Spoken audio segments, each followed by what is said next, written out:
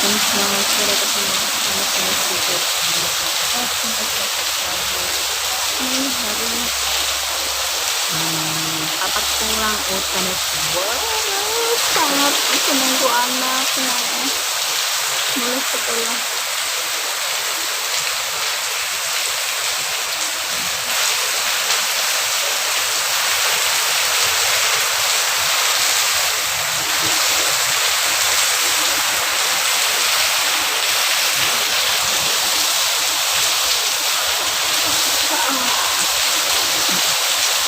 kan masuk